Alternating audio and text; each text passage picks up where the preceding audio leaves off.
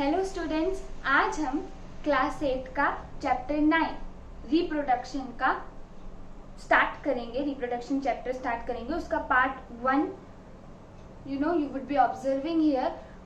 ठीक है, अभी जैसे chapter 8 cell structure and its functions, it functions या इट तो फंक्शंस, इट्स तो फंक्शन, ग्रामर। ओके चलो कोई नहीं। तो वो चैप्टर में हम क्या करते थे कि जब हर एक चैप्टर स्टार्ट करते थे तो एक फैक्ट डिस्कस करते थे, है ना। वो टॉपिक के रिलेटेड भी हो सकता था और एल्स कोई भी XYZ कोई भी रैंडम टॉपिक पे वो फैक्ट होता था।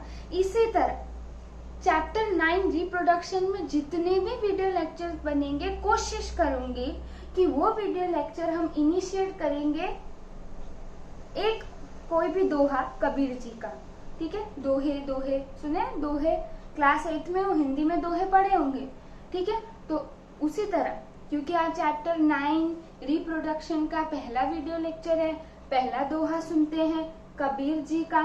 क्या बोलते हैं कबीर जी कि काल करे सो आज कर, आज करे सो अब, पल में प्रलय होएगी, बहुरी करोगे कब। है ना। तो ये तो आपने सुना है, किसी ने सुना भी होगा, बहुत जनों ने सुना होगा, बहुत बारी सुना होगा।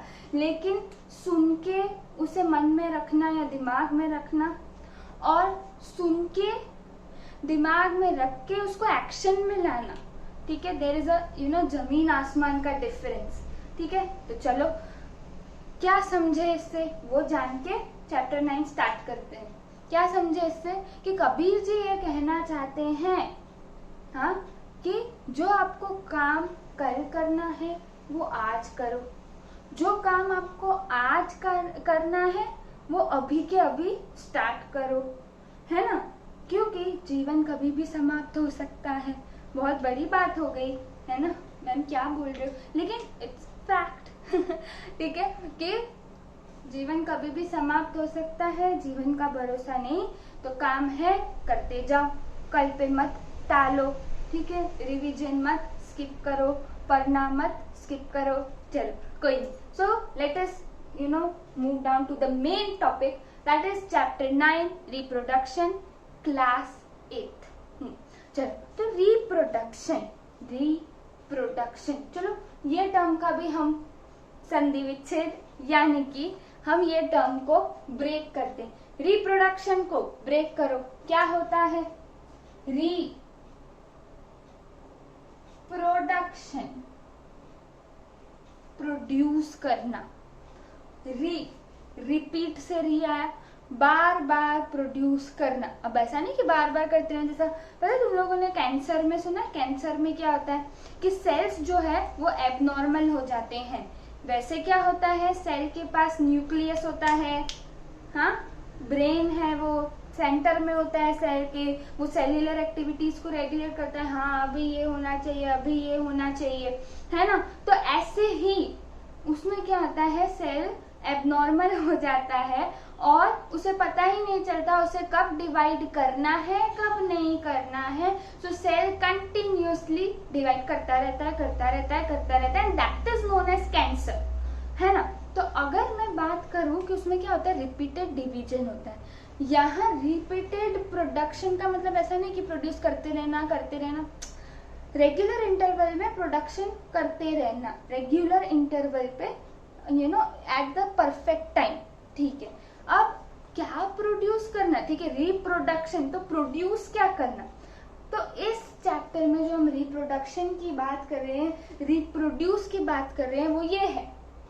डेफिनेशन देख लेते हैं एक बार कि it is the process reproduction. देखो, जब भी पीछे शन लगता है ना, जब भी पीछे TION शन, ठीक है, सफिक्स कोई भी टर्म का शन हो, मतलब it is process, it is a process. ये टर्म कुछ प्रोसेस बताना चाह रही है, ये टर्म एक प्रोसेस है, प्रोसेस को डिनोट कर रही है ना। So it is the process by which living things produce young ones of their own kind, obviously।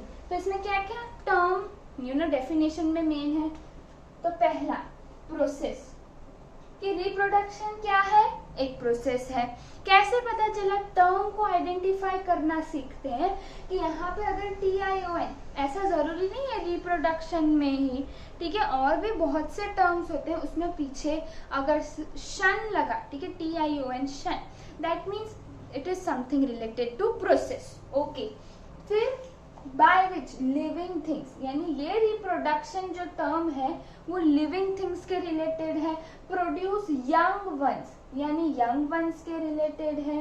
ये तो बहुत ही ज्यादा इंपॉर्टेंट है। ऑफ देयर ओन काइंड, खुद के जैसे को ही प्रोड्यूस करना, और वो भी सिर्फ कौन? Living things. ऐसे प्रोसेस को हम बोलते हैं रिप्रोडक्शन।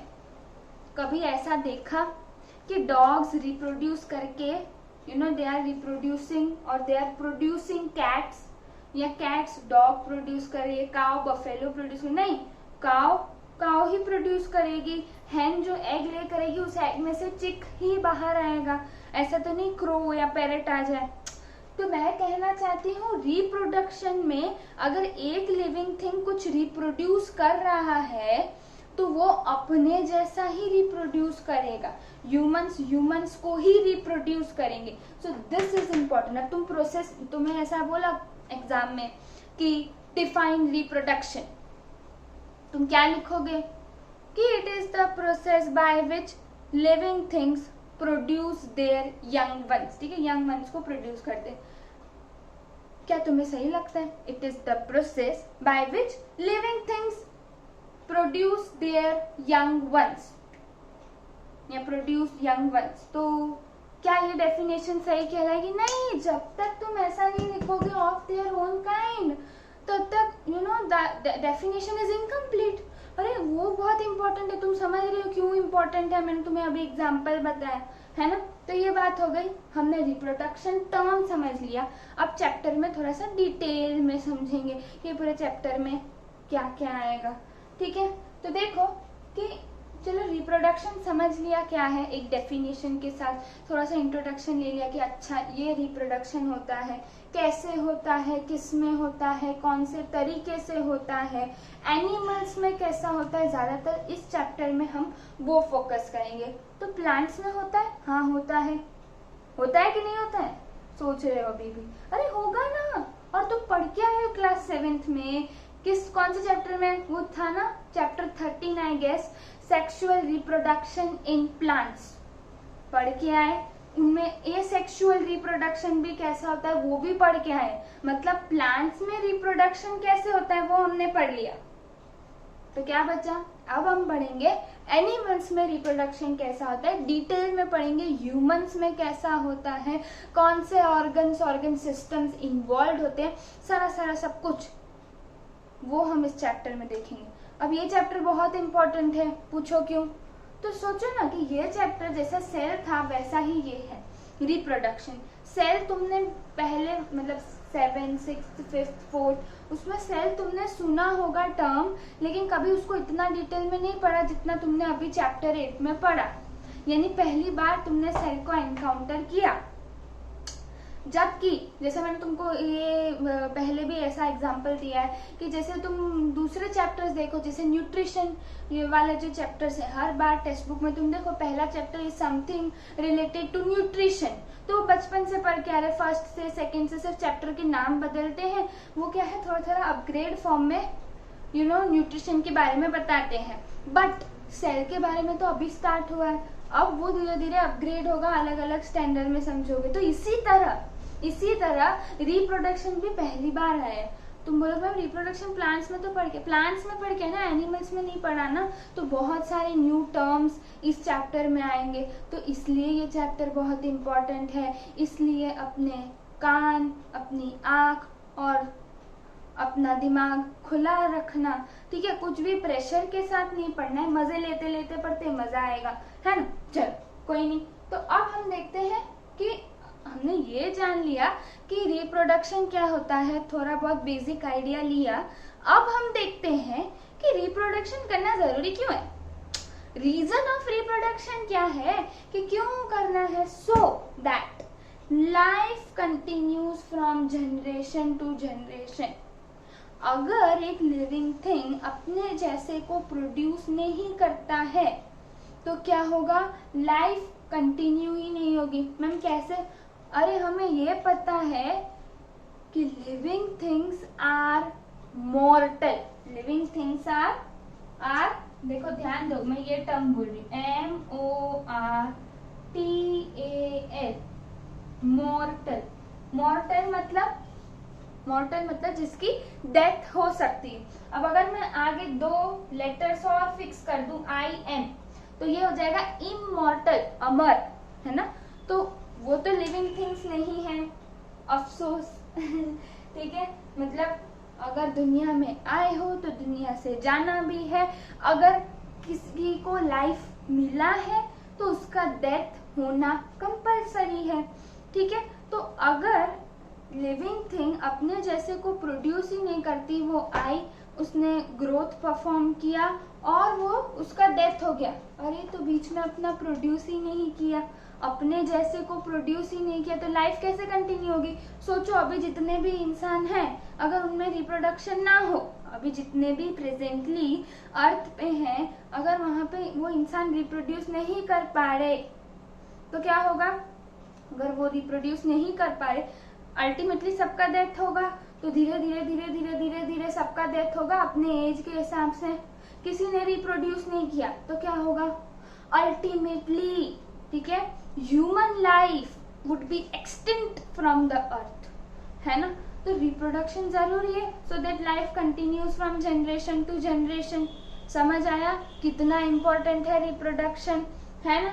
अब in a living organism, excretory system, circulatory system, respiratory system, digestive system, ठीक है, जो भी जितने भी सिस्टम्स हमने पढ़े हैं, these systems या ये जो ऑर्गन सिस्टम्स जो ऑर्गेनिज्म में होते हैं, they are very essential, essential मतलब important, है ना। तो these organ systems are important, है ना। तो ये ऑर्गन सिस्टम इंपॉर्टेंट है, बट रिप्रोडक्टिव सिस्टम यानी ऐसा ऑर्गन सिस्टम जो रिप्रोडक्शन इन्वॉल्व कर रहा होगा, है ना।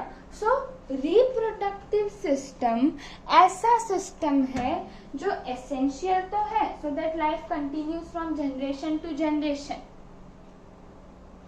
But it is not as important that it is concern with the survival of the organism, है ना। जैसे मान लो ये वाला जो सर्वाइवल ऑफ द ऑर्गेनिज्म है, इसको थोड़ा सा समझाती हूँ कि जैसे अगर मैं बात करूँ एक्सक्रीटरी सिस्टम, मान लो किसी पर्सन में एक्सक्रीटरी सिस्टम करना मतलब जो फंक्शन करना वो बंद हो जाता है किसी कारणवश, ड्यू टू सम रीजन। क्या हुआ कि एक्सक्रीटरी सिस्टम एक पर्सन में काम करना बंद हो जाते हैं, तो क्या होगा कि हम हम कुछ मेडिकल हेल्प ले सकते हैं।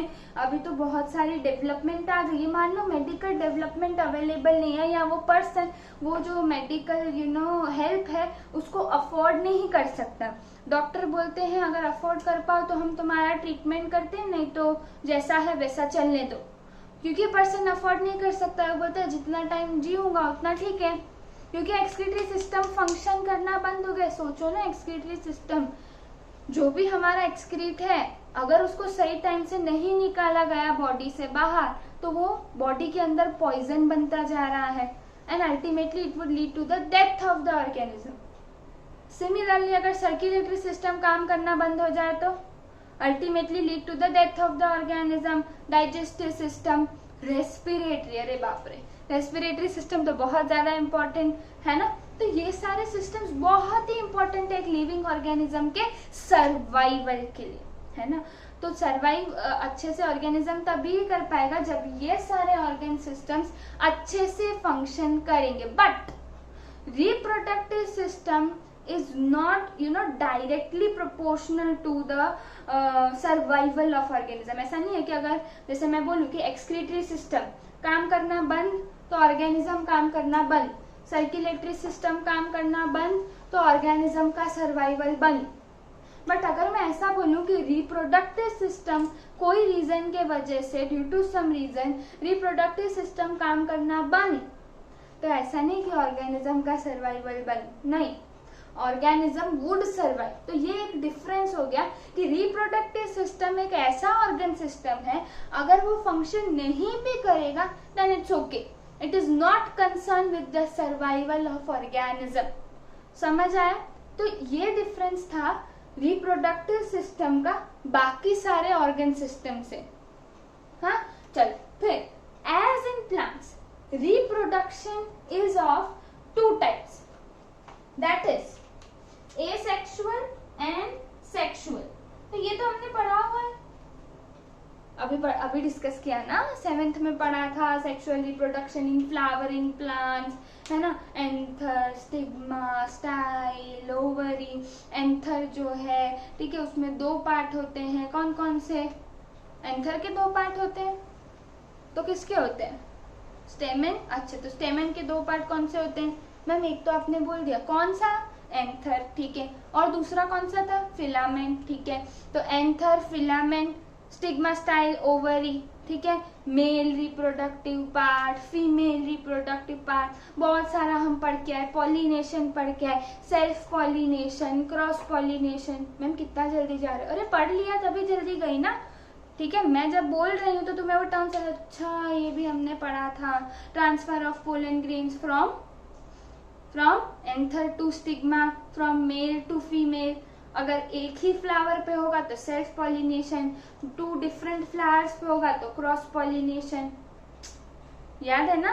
हाँ, तो ये था प्लांट्स में ना, तुम सब अच्छे बच्चे, तुम लोग को याद है 7th में क्या पढ़ा था, है ना। तो ऐसे ही एसेक्सुअल में अगर बात करें तो हमने पढ़ा था वेजिटेटिव रिप्रोडक्शन, अलग अलग पढ़ा था, तुम्हें याद हो तो चलो बताओ, याद है तुम्हें कि नहीं? वो अंडरग्राउंड पार्ट में से, जिंजर में से कुछ ग्रो होता है ना। फिर अगर तुम्हें याद हो तो तुमने स्टोलोन्स के बारे में पढ़ा होगा, जो स्ट्रॉबेरी में देखने को मिलते हैं, रनर्स के बारे में पढ़ा होगा, है ना। तो वो सब था वेजिटेटिव रिप्रोडक्शन। फिर वो पोटैटो में जो बड होता था, उसमें से पूरा प्लांट ग्रो हो सकता है, that is also vegetative reproduction. अच्छा, asexual and sexual reproduction animals में भी देखने को मिलता है। सिमिलरली एनिमल्स में भी सेक्सुअल और एसेक्सुअल रिप्रोडक्शन होता है। अच्छा मैम, सेक्सुअल और एसेक्सुअल याद है कि नहीं? क्या थे टर्म्स? अगर मैं बात करती हूँ सेक्सुअल रिप्रोडक्शन की, that means it is the type of reproduction in which 2 parents are involve, 2 parents, और you can say 2 sexes are involved in case of sexual reproduction. But in case if we talk about asexual reproduction, in that only single parent is involved. In that only single parent is involved, while in sexual 2 parents are involved. ठीक है, तभी reproduction होगा। थोड़ा सा और detail में इन्हें देखेंगे। मैं अब कहना चाहती हूँ, जैसे तुम्हें प्लांट्स में 2 टाइप ऑफ या 2 मोड्स ऑफ रिप्रोडक्शन दिखता था, इसी तरह एनिमल्स में भी तुम्हें 2 मोड्स ऑफ रिप्रोडक्शन दिखेंगे, सेक्सुअल एंड एसेक्सुअल। एक बेसिक डिफरेंस हमने देखा इन दोनों में कि सेक्सुअल में 2 पेरेंट्स आर इन्वॉल्व, एसेक्सुअल में 1 parent is involve for the reproduction. इसके अलावा दूसरे कौन से डिफरेंस होते हैं, क्या होता है, क्या नहीं होता है, वो हम आगे चैप्टर में देखेंगे। अभी तो इंट्रोडक्शन चल रहा है, ठीक है, इंट्रोडक्टरी पैराग्राफ टेक्स्ट बुक में दिया है, उसका डिस्कशन चल रहा है, ठीक है। अब जो आते हैं कि वेस, कुछ वेस, हम थोड़े से वेस जानते हैं जिसमें कि एनिमल्स रिप्रोड्यूस करते। कौन से वेस एनिमल्स यूज करते हैं टू रिप्रोड्यूस, तो वो हम देखेंगे। तो यहाँ पे 4 बेसिक वेस दिए हैं, ठीक है। उसमें से अगर मैं पहला देखूं, so some animals reproduce by giving birth to babies, है ना, डायरेक्ट बर्थ बेबीज में देते। कहाँ देखने को मिला ऐसा कि पेरेंट है, अगर चाइल्ड को बर्थ देना है तो डायरेक्ट देता है, यानी जब वो प्रोड्यूस करेगा तो वो जैसा ऑर्गेनिज्म है उसको पता है छोटा वर्जन निकलेगा है ना, छोटा वर्जन निकलेगा, यानी यंग वंस को प्रोड्यूस करे डायरेक्टली, यानी बर्थ टू बेबीज। ऐसा किसमें देखने को मिलता है? मैम ये तो सुना सा लग रहा है, ये वे तो देखा है। ऑब्वियसली ये वे तुमने देखा होगा ह्यूमंस में। इसके अलावा और कोई एग्जांपल साइट कर सकते हो तो काउ, बफेलो, डॉग्स, ठीक है, कैट्स, इन सब में देखा होगा। ठीक है, अब एक वे तो ये हो गया। तो ऐसे एनिमल्स जो बर्थ देते हैं directly to the young ones, ऐसे एनिमल्स को हम बोलते हैं विविपैरस। विविपैरस। और ये जो विविपैरस एनिमल्स हैं, इसके बारे में हम जब ये chapter at the end stage पे होगा तब इसके बारे में हम जानेंगे विविपैरस एनिमल्स। इसके साथ साथ विविपैरस के साथ साथ हम पढ़ेंगे ओविपैरस। ओविपैरस एनिमल्स। ये कौन से एनिमल्स हैं? तो ये ऐसे एनिमल्स हैं, ठीक है, जिनका वे क्या होता है, bye laying eggs they produce their young ones, है ना। कैसे? पहले एग ले करेंगे और उस एग में से अलग अलग ऑर्गेनिज्म में डिफर करता है टाइम पीरियड, है ना। कि कुछ एग 1 वीक में हैच होते हैं, कुछ एग 2 to 3 वीक्स, ठीक है। ऐसे करके टाइम पीरियड डिफर करेगा from organism to organism, but ultimately ये ऑर्गेनिजम्स एग ले करते हैं और उस एग में से यंग वंस हैच आउट होते हैं, है ना। सो ऐसे ऑर्गेनिजम्स जो रिप्रोड्यूस करते हैं by laying eggs, they are known as oviparous. ऐसे ऑर्गेनिजम्स जो रिप्रोड्यूस करते हैं by directly giving birth to babies, उनको हम बोलते हैं विविपैरस। तो ओविपैरस एंड विविपैरस के बारे में चैप्टर के एंड स्टेज पे हम पढ़ेंगे। लेकिन यहाँ पे वेज में हमने देखे अभी तक के 2। तीसरा वे क्या है? तीसरा वे है कि in some offsprings grow out of the parents body. मान लो ये पेरेंट बॉडी है, this is the example of hydra, ठीक है। मैंने तुमसे गैस नहीं कराया, पता नहीं तुम्हें डायग्राम समझ आएगा कि नहीं।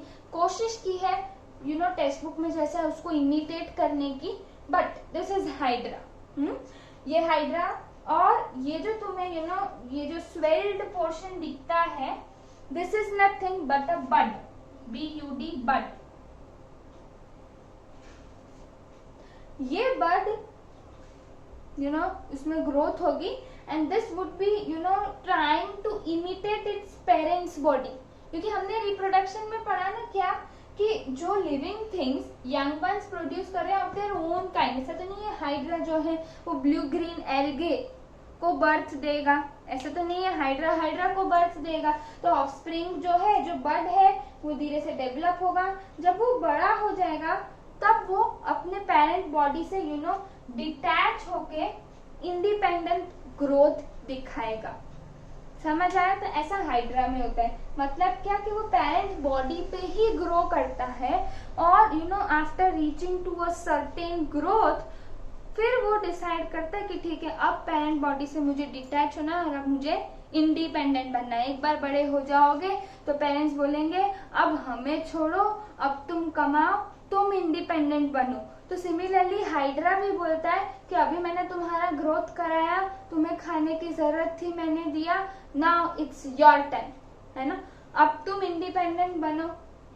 तो बना हाइड्रा इंडिपेंडेंट। तो ऐसा भी एक रिप्रोडक्शन होता है जिसमें ऑफस्प्रिंग जो है वो पेरेंट्स की बॉडी पे ग्रो करता है, ठीक है। चौथा way, fourth way is in some parent organism simply splits into 2। तो मैंने तुम्हें बताया था, पता है वो सेल डिवीजन वाला, growth and division, chapter 8 class 8 थी, chapter 8 cell structure and function, उसका last topic growth and division. उसमें हमने डिस्कस किया था सेल कैसे डिवाइड करता है। पहले एक सेल होता है, वो ग्रो करता है, उसमें न्यूक्लियस डिवाइड होना स्टार्ट होता है, फिर सेल मेम्ब्रेन डिवाइड होना स्टार्ट होती है, फिर ultimately results in the formation of 2 daughter cells. पहले सेल होता है, उसका ग्रोथ होता है, उसमें न्यूक्लियस डिवाइड होता है, सेल मेम्ब्रेन डिवाइड होती है, पूरा सेल 2 सेल डिवाइड हो जाते हैं और वो जो बनते हैं 2 सेल्स उनको हम क्या बोलते हैं, डॉटर सेल्स, है ना। तो इसी तरह अमीबा में भी जो पेरेंट ऑर्गेनिज्म है अमीबा जो है वो सिंपली अपने आप को दो में डिवाइड कर देता है। क्यों? तो ये ऑर्गेनिज्म सिंपल है, वेल डेवलप्ड है कि अमीबा नहीं, amoeba is a protozoa. Protozoa क्या समझते हो प्रोटोजोआ से? प्रोटोजोआ तो प्रोटो मतलब प्रिमिटिव, प्रोटो मतलब प्रिमिटिव, जोआ जोआ मतलब एनिमल, तो प्रिमिटिव एनिमल जो एनिमल भी नहीं है, ठीक है, प्लांट भी नहीं है, या मतलब एनिमल का सबसे अंडर डेवलप्ड वर्जन है ना। तो ये प्रोटोजोआ, अमीबा एक प्रोटोजोआ है। तो क्योंकि वो इतना वेल डेवलप्ड नहीं है, तो जैसे बाकी के एनिमल्स ओविपेरस विविपेरी रिप्रोडक्शन दिखाते हैं, ऐसा अमीबा नहीं दिखाएगा। अमीबा सिंपली अपने आप को दो में डिवाइड करके अपने अपने दो डॉटर सेल्स को प्रोड्यूस करेगा, ठीक है। तो इसमें क्या हो रहा है कि पहले अमीबा है, अमीबा अपनी लाइफ चलाएगा, और जब उसे लगता है कि ठीक है अब रिप्रोडक्शन का सही समय है, तब पहले न्यूक्लियस डिवाइड करेगा, फिर सेल मेम्ब्रेन डिवाइड करेगी, ultimately it leads to the formation of two daughter amoeba, है ना। तो ये क्योंकि यूनिसेल्युलर है तो अमीबा सेल्स भी कह सकते हो, अमीबा ऑर्गेनिज्म भी कह सकते हो, ठीक है। तो ये वे जिसमें ऑफस्प्रिंग जो है वो पेरेंट्स की बॉडी से ग्रो होता है, इसको हम बोलते हैं बडिंग। तो इसके बारे में भी हम पढ़ेंगे डिटेल में आगे चैप्टर में, यही चैप्टर में। हाँ, और ये जो फोर्थ वे है जिसमें पेरेंट ऑर्गेनिज्म अपने आप को दो में डिवाइड कर देता है, उसे हम कहते हैं बाइनरी फिजन, उसे हम कहते हैं बाइनरी फिजन। अब क्यों कहते हैं वो जब उस टॉपिक पे आऊंगी तब डिस्कस करूंगी, ठीक है। तो अगर तुम देखो viviparous and oviparous are the type of sexual reproduction, यानी विविपेरस और ओविपेरस एनिमल्स में you require two parents, while in case of this budding and binary fission you require only single parent। देखो दिख ही रहा है ना सिंगल पेरेंट। इन दोनों में कैसे टू सेक्सेस आर इन्वॉल्व कैसे पता चलेगा? जब तुम इन दोनों के बारे में पढ़ोगे तब पता चलेगा, और मैंने कहा कि वो एंड स्टेज पे पता चलेगा। तो एंड स्टेज पे एक टॉपिक है विविपेरस एंड ओविपेरस एनिमल्स, उसमें हम इनके बारे में डिटेल में जानेंगे। और एक और टॉपिक है एसेक्सुअल रिप्रोडक्शन, तो उसमें हम जानेंगे बडिंग एंड बाइनरी फिजन के बारे में, ठीक है। तो ये क्या थे कि इस तरह से ऑर्गेनिजम्स रिप्रोड्यूस कर सकते हैं। थोड़ा सा उन्होंने इंट्रोडक्शन दिया। तो ये वाले वीडियो लेक्चर में तुम लोगों ने क्या जाना? तुम लोगों ने जाना रिप्रोडक्शन के बारे में, बेसिक नॉलेज कि रिप्रोडक्शन से क्या समझते हो। तो पहले तुमने शन के बारे में जाना कि कोई भी टर्म के पीछे अगर सफिक्स TION शन हो, that means it is something related to process, यानी रिप्रोडक्शन टर्म है, यानी ये कुछ प्रोसेस है। क्या प्रोसेस है? कि जिसमें लिविंग थिंग्स जो है वो यंग वंस को प्रोड्यूस कर रहे हैं, बट कैसे यंग वंस को? ऑफ देयर ओन काइंड, है ना। तो ये हो गया तुम्हारा रिप्रोडक्शन। फिर हमने जाना कि रिप्रोडक्शन इंपॉर्टेंट क्यों है, so that life continue from generation to generation, ये भी जरूरी है ना। ओके, फिर कि reproductive system is different from other organ systems in living organism। बाकी के organ system excretory, respiratory, circulatory, ये जो organ systems है these are very important for an organism। It is concerned with the survival of organism, while in case if we talk about reproductive system it is not concerned। अगर reproductive system due to some reason if it stops working, no problem, it won't be concerning with the survival of an organism। Okay, तो ये एक difference था। दूसरा हमने जाना कि जैसे प्लांट में दो मोड्स ऑफ रिप्रोडक्शन होते हैं, सेक्सुअल एंड एसेक्सुअल, उसी तरह एनिमल्स में भी होता है सेक्सुअल एंड एसेक्सुअल रिप्रोडक्शन। कुछ वेज देखे जिससे एनिमल्स रिप्रोड्यूस करते हैं, 4 वेज देखे। पहला था विविपेरस, जिसमें एनिमल्स जो है वो यंग वंस को डायरेक्टली बर्थ देते हैं, यंग वंस को बेबीज को बर्थ देते हैं ऐसे एनिमल्स को हम विविपेरस एनिमल्स बोलते हैं। Example humans, cows, dogs, cats, horses, ship. ठीक है, चलो इसके बाद ऐसे एनिमल जैसे ओविपेरस।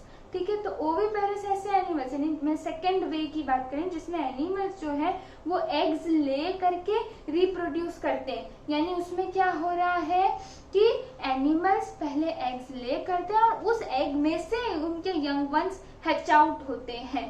ठीक है, तीसरा वे क्या देखा? तीसरा वे हमने देखा asexual reproduction. Viviparous and oviparous were the type of sexual reproduction जिसमें we require 2 parents. But in case if I talk about budding, जैसे कि कुछ ऑर्गेनिजम्स में क्या होता है कि जो यंग वन है it grows on the parents body, जैसे कि हाइड्रा, तो वो हो गया बडिंग, वो एक एसेक्सुअल रिप्रोडक्शन का पार्ट है। Similarly binary fission again which is one of the type of asexual reproduction, उसमें क्या हो रहा था कि parent organism simply splits into 2 और उसके फिर 2 डॉटर सेल्स बन जाती हैं, जैसे कि अमीबा। ठीक है, तो वो बाइनरी फिजन को हम इसको बाइनरी फिजन क्यों कह रहे हैं, तो वो हम ये जब एसेक्सुअल रिप्रोडक्शन वाला टॉपिक आएगा तब हम पढ़ेंगे। और विविपेरस एंड ओविपेरस एनिमल्स ऐसा करके एक टॉपिक है, उसमें हम इन टर्म्स के बारे में थोड़ा सा और डिटेल में पढ़ेंगे। ठीक है, तो आज के लिए इतना ही। This was the basic introduction regarding chapter 9 reproduction of class 8।